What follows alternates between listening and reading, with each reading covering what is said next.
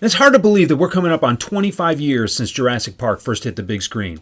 I remember seeing it for the first time, and even though I knew what was coming, my jaw still hit the floor when I saw those animals. My kids aren't ready to see it yet because I think it'll give them nightmares, and they both still like dinosaurs for right now, so I'd like to keep that going. But the movie, as I saw it on Netflix the other day, reminded me of something. Now, there's a scene early on in that film where the game warden, Robert Muldoon, I think was his name, was talking about the raptors as they were being fed. And he was talking about how smart they were. Now think about this. What do you think of when you think Velociraptor, right? You think agile, powerful, smart, equipped, with that big claw, right? Maybe if we're going to use sales terms today, you could call them enabled. They had everything that they needed. The thing that he said at the very end, and this is what got me thinking about selling and what a lot of people don't do, is that when they were checking the electrified fence, attacking it, right?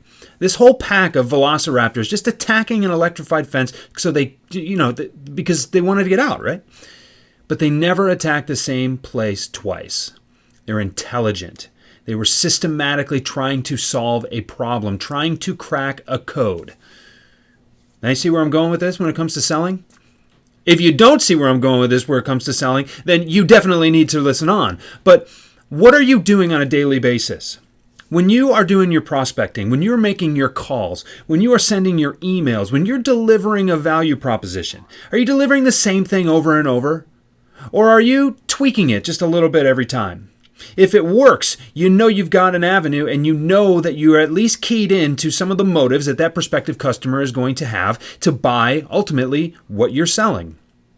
But if it doesn't work, do you just keep banging your head against the same wall, hoping that one of these times is going to get through? Or do you change your approach?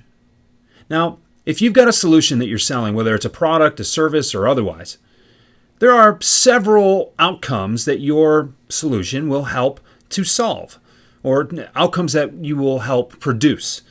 And you're going to go about those outcomes in multiple ways. There are very few one-trick ponies anymore.